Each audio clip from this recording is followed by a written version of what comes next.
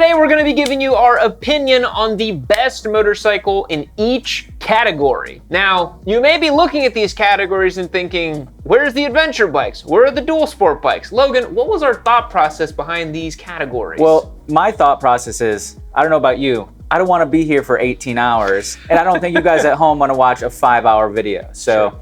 We just kind of trimmed it down. We stuck to the core categories: entry level, intermediate plus, advanced, and God tier. You might be asking, what is intermediate plus? That's a great question. We talk on this channel about beginner plus, intermediate plus. We're gonna find out because Logan and I have picked a motorcycle, one single motorcycle that's gonna fit each of these categories, what we think is best. It could be value for money, it could be just panache, character, whatever. We're gonna then debate the ones that we picked. Logan, why don't we cut the Band-Aid off, rip the Band-Aid off? Let's start with number one. All right, 3, 2, 1.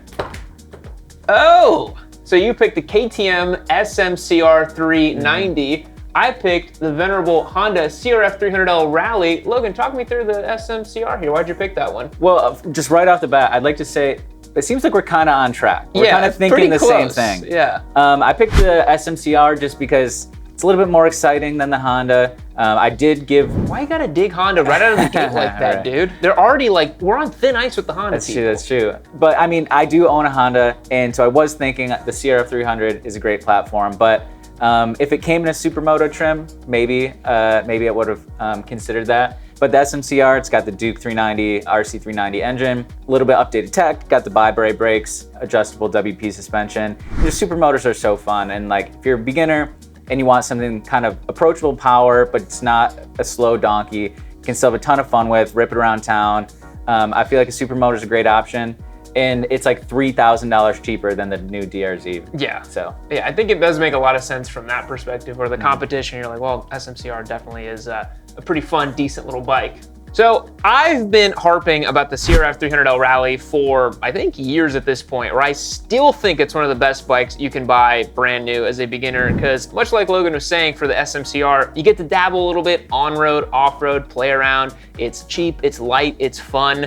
Kind of lets you sample all of motorcycling, because you don't know what you don't know when you're starting out. I think for entry-level riders, a little Honda CRF 300L Rally will run forever, and it's a Honda, so it's never gonna break. And a little dorky, but that's all right. It's a little dorky. It is. That's the one thing you gotta be okay with it looking a little stupid, because it does look a little stupid. I think the KTM looks cool. Because yeah, I knew I needed to bring cool guy energy to the introductory level motorcycles, and KTM's just kind of cool, you know? Yeah, yeah. Let's move on to intermediate. All right, Logan, intermediate bikes. Intermediate bikes. 3, 2, 1. We're getting somewhere. I think we're following a trend here. A little bit. So I have to believe this is because you recently sampled one, and you were singing its praises, yeah, right? I recently rode one at the Honda. And that's the Honda Hornet CB750, for those of you who didn't want to read, sorry. Yeah, CB750 Hornet. Recently rode it at the Honda press event out in California, and just ton of fun. I haven't had that much fun in a long time. Granted, I was on these amazing mountain roads. I could have been on pretty much anything and had a super awesome time, but it's super fun. I love that 270-degree engine, good amount of torque. Revs out pretty high too, 10,000 RPM, making like 85 horsepower here in America. Quick shifter, ride modes, $8,000. It's kind of hard to beat in that segment. Yeah. So this thinking for this category of bike, I imagine it's like someone's second motorcycle, bike, maybe like a year into it. Maybe you have previous experience, you want to jump into motorcycling. I can't really make a case against the CB750 Hornet. Like, I've been thinking about that bike a lot in terms of like, what can really beat that for the price? And I can't really think of anything, honestly. Yeah, it's just a really solid bike, and that same engine that's in the Transop is just awesome. It's a super fun engine. And so I see like you're kind of following a pattern here with your bikes of maybe like versatility. Is that something you're taking into consideration? You know, when I was first doing my list, it was, and then towards the end, I completely flipped it. So keep an eye out for what I'm gonna do here. Because I was gonna say, I think this is probably where we start to deviate. Like we're 100%. Kind of following a pattern right now, and then I think it's about to take us some strange turns. Yeah, because I've talked to you guys about this on the channel before, where in terms of entry-level or intermediate bikes, you want something that can kind of do a little bit of everything. You're still figuring out what you want with your motorcycle, and that's why I chose the Yamaha Tenere 700, tried and true, bulletproof CP2 engine, similar to the Hornet actually, very similar, except the Yamaha Tenere it can go a little off-road, it can tour a little bit, it's a little bit more substantial. It's a bike that you could be happy with for a little bit longer, I think, or keep it in the stable as you add other motorcycles to the stable. I just think it's a sweet bike. Yeah, Swiss Army knife bike for sure. Yeah, definitely. So let's move on to Intermediate Plus. I'm very curious as to what you think Intermediate Plus is. I mean, I just went with my heart. I did too a little bit. All right, 3, 2, 1. No, here we go. Yes, yeah. It's hard. I mean, yeah. Okay, what's your thinking behind this? Because you've never ridden one of these before. I mean, just value. I just did the specs, the amount of bike you get, how much you spend, the reliability, the proven performance. I personally, like, if I was shopping for myself, I'd maybe gravitate towards an XSR. Yeah. Or even maybe like a Street Triple or something, a little bit more maybe exotic or characterful. Not that the CB3 is not characterful by any stretch of the imagination, but Japanese bikes are, they're very, very good. And in terms of value, the updated suspension, all this stuff, it just seems like a no-brainer, honestly. Like that was the one, that and the Hornet I picked like right off the bat. I didn't really have to shop around too much. Yeah, the MT-09 SP, we had one here in the it was a 23 model year. We did it last year in 24. It did receive a bunch of updates in 24, but it's fundamentally still the same bike in terms of its bones. And that was one of the giveaway bikes where I'm like, I could make the case for this bike for myself. Like, this is an awesome bike. Like, it can do track, it can do road. It's so fun, it's characterful, it works super well, it's bulletproof, reliable. I would like to point out to you guys who think that we hate Japanese bikes, we only have one Euro bike so far. The rest are Hondas and Yamahas. And it's European by way of India, so. Yeah, not even really, it's not a real European bike if you kind of give it the scrambler treatment a little bit. But yeah, the MT-09 SP, man, it's so fun. It's so energetic. It's so good to ride. And honestly, like, you could put a set of luggage on it and you could kind of tour a little bit with it too. Like, it's not like unthinkable, like a little weekend ride for sure with it. So yeah, I just think it's a knockout hit. Yeah, and I think since we both picked it, just kind of proves that, Yeah, and we did not look at each other's picks before we did this video. So that really proves something here. Let's move on to Advanced. All right. I think I'm gonna hit you with this one, and if we pick the same one, I'm gonna laugh. I don't think we picked the same one. I don't think so either, but let's see. 3, 2, 1. Okay, so now you're getting more into like the big touring thing, which I kind of did too in a way. Yeah, so we're on a similar kind of mental wavelength, but a little bit different. Yeah, my thinking is... So Triumph Tiger 1200, talk us through it. Yeah, so my thinking is, as we were even talking about earlier on the podcast, is like riders tend to take this trajectory of like, after they move on from their beginner bikes, they want things that are exciting and powerful and energetic and crazy, and then they kind of settle down. They want something that's still a lot of fun. You've been ridden a bunch of bikes, you don't want anything slow, but you want something practical, comfortable, versatile. And I'm not gonna put a GS up there, right? No. And just get reamed for the rest. I show up tomorrow with no job because I put a GS in the bit. But I'm thinking the advanced rider, you've done it all. What's a bike that you can have a lot of fun with, but that's comfortable and practical? And so I landed on the Triumph. You got the 3-cylinder engines, pretty cool. Obviously the latest and greatest adventure tech, sport touring tech, depending on what trim you went with. And yeah, I think it's just a cool bike. It's a bike I'd be proud to own. And it's got that premium feel that I think warrants like an advanced category. Yeah. It's funny talking about like the versatile bikes and all that, and it's kind of what I was talking to you about, like what my next bike may be in a couple of months. Like, it's not that the Touareg is slow, but like once you've had like a Turbo Hayabusa, you're like, I need something in my stable to have some hard drugs element to it, So I picked Honda Goldwing as my advanced motorcycle. Respect. Thank you. I feel like this is the, like, I truly have stopped caring when anybody thinks about me type of bike. Like, this is truly like a Sigma, like red-pilled, black-pilled bike. Like, you just don't care about anybody anymore. You're rocking the white New Balances, you're grilling up your food, you're going to Costco, you are financially stable, you have a Goldwing. I think it truly is. I mean, it's withstood the test of time. It's been in production for 50 years. Like, it has to be an advanced motorcycle. It's transcended 5 decades of aging men, right? Like, it's no matter no matter what era you grow up in, you find your way back. That's actually beautiful in a way, isn't it? Like, no matter, I mean, they should do some kind of commercial with that where like it's a passing of the guard and it's like every generation needs a Goldwing, like that's actually crazy. And like the Honda Goldwing's not just a motorcycle for an advanced rider, it's a motorcycle for an advanced man. That's true.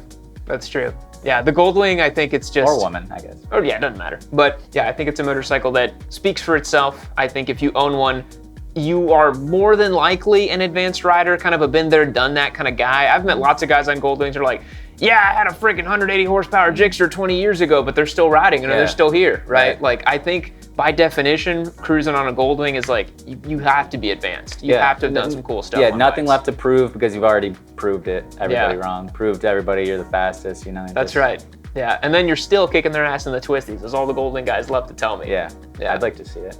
We, of course, love Rockform for their rock-solid phone cases and motorcycle handlebar mounts, but they keep adding more and more new accessories that allow you to capitalize and expand on your existing setup. With a Rockform phone case in hand, you can attach it to a mount on your bike, on the dash of your car, and now even on a camera tripod. As more and more people get into motorcycle content creation, the Rockform tripod mount is a super convenient piece of kit. The 1/4-inch threads attached to any standard camera tripod, and the magnetic phone attachment allows you to super quickly attach your phone to get the perfect shot. The base of the mount is magnetic as well, so you can quickly slap the mount onto a metal surface, snap your phone onto the other side, and set up a shot without even having to use a tripod. Rockform has an astounding track record for high build quality and rugged durability, and this mount is no different. With a super strong magnet, especially paired with a Rockform case, you know your phone isn't going to budge. Rockform's been a long-time Yamanu partner, and their support is invaluable. If you enjoy your existing Rockform products and have an interest in using your phone for photography or video, click the link below and check out the tripod mount. Yamanu viewers get 25% discount as well if you use the code YN25. So hit that link in the description, use that code YN25 for 25% off. Thanks so much to Rockform for the support. Now let's get back to the show. All right, so God tier, Logan. God tier motorcycle. Let's see what we picked. I have genuinely no idea what you've selected here. I mean, I feel like I'm gonna be showing my maybe modest bias or whatever. Like this probably is like not God tier. Before I see what it is, what's the price on yours? Like 30 something, mid 30s. That's a lot. That's okay. That's good. Okay. Mine's like 43. Okay. All right. 3, 2, 1. Interesting. All right, so you chose the Ducati Street Fighter V4S. That's your God tier motorcycle. I picked the Kramer GP2 890 RR. I don't know if this is a tank or like a graphing calculator. So this is the company that makes the KTM RC8C. Okay. That new twin cylinder like track bike special. Yeah. This is the company that makes the same version of it, it's just not the KTM. So the reason I picked the Kramer is a few, right? So in terms of track day motorcycles and race bikes and that sort of thing, you could get a 600 and it's very racy. You could get a 1000 and it's very racy. But those are street going motorcycles. The Kramer is one of the few bikes you can buy that was literally designed and built and only allowed to be used, theoretically, on track. So get this, 130 horsepower, 313 pounds ready to ride. That's crazy. Yeah, no electronics, no ABS, fully race prep, ready to go out of the box. And the biggest compliment I can give this motorcycle is a buddy of mine let me ride one for 5 laps at Eagles Canyon. No setup, no prep. I don't even think I checked the tire PSI. Within 5 laps, I did my fastest ever time there. Yeah. And I was like, this thing's incredible. Yeah, that's God tier. It's God tier, yeah. Like to do the fastest lap you've ever done on a bike you haven't even ridden, really, it's just amazing. So yeah, if I had 45 grand lying around that I just wanted to torch, I would get a Kramer GP2. Sure. Yeah, I mean, I hadn't even considered, obviously I'm not a racer, but I hadn't even considered like purpose built, but still kind of production-ish machines. But because that is kind of God tier, right? You've transcended regular, you've transcended a citizen degree of motorcycling. You are, a more enlightened being. That was my thinking behind what I could find in the God tier category. I considered your MV Agusta, Super Veloces or whatever. I was like, it's too pedestrian. I wanted something that was like, if you know, and it's truly God tier. They only make 125 of them a year, I think, so like barely any of them. So I just, I would absolutely get one of those. Yeah, no, talk me through Ducati. I did not expect this from you. I was just thinking, what's kind of like the pinnacle, like what would be a lot of people's like white whale motorcycle, being like, if I had kind of an infinite budget, what production motorcycle would I want? Obviously, the Ducati name carries a ton of weight. And then I personally wouldn't want to be riding like a Panigale like every day, or, even that off. I'm not built for that. Yeah. Turning 30, man, my back, I can't. But So I'd be much more inclined for a street fighter. Got, you know, the big stonking V4 engine, V4 sound, V4 price tag, every like performance part, component, feature, technological, safety, IMU, all that stuff you could ever want in a motorcycle. Have you seen the dash on those things now? The new ones that are like, Yeah. it's like ultra wide, 17-inch Yeah. or whatever. It's crazy. I don't know why culturally we're moving towards wider and wider screens. Like, yeah, I saw a movie over the weekend and it was like not 16:9. I don't even know what ratio. It was like 20:11 like or something. ultra skinny. Yeah, and I was like, what is this? But That's the Street Fighter's Yeah. dash. Yeah, I mean, what's cool about those is, you know, it's still comfortable, but you still feel like that crazy race bike energy. Yeah. Because we had one as a giveaway, and yeah, like you wind it up, it goes at 15,000 RPM on a 1,000cc bike. 1103 actually, which is even better. So Yeah. they're incredible. Yeah. And I just feel like it's one of those bikes too that it's so highly engineered and has so much going on with it. Like, sure, you lose the analog feel, but it makes you a better rider. Makes you feel like you're a better rider, I guess. It flatters gives you like, a ton. Yeah. All the new Ducati stuff makes you feel like that, especially on track. Like you wind it up and you're just like, oh, it's just figuring it out. Like if Yeah. you didn't have the electronics, it would just kill you immediately. Yeah, so I felt it was a bike that could like bestow, you know, rider ability or rider prowess on maybe someone who otherwise wasn't worthy. But Yeah, I imagine it with the full system, clear clutch cover, all the carbon fiber farkles. Yeah. Truly God tier. Yeah, for You'd have sure. to be an Instagram flex offender at that point. For It's sure. almost like mandatory. yeah. Yeah. So boys, those are our motorcycles in every category. That's our pick. Let me know if you agree or disagree what we've chosen for these motorcycle categories. I think that we have enough experience to determine some pretty decent rides. Logan, out of all of these motorcycles, which one would you grab the keys to? I mean, if it was just a one daily bike, honestly, I kind of vibing with the Tiger 1200. I feel like pretty quick, 150 horsepower, but do it comfortable, do it all. Kind of exotic still with the triple. I feel like I'd be scared like to have the V4. Like I wouldn't want to park it Yeah. anywhere. Yeah. It'd be kind of a scary bike to own. But I feel like the Tiger could slip under the radar. What I about think you? I'd pick the MT-09 SP, honestly. I think that would be fun to just like tool around with. I've been really craving a little bit more horsepower in my daily life, and an MT-09 SP would definitely do it for me. So yeah. Boys, thanks so much for checking out today's video. We appreciate it. We'll catch you in the next one. See you later. I'm like a bird, I wanna fly away. I don't know where my soul is. I don't know where my home is. Da-da-da-da. I'm like a bird, I wanna fly away. I don't know where my soul is. Oh, hey. You're still here. Man, this is awkward. You should, you should keep watching Yami Noob.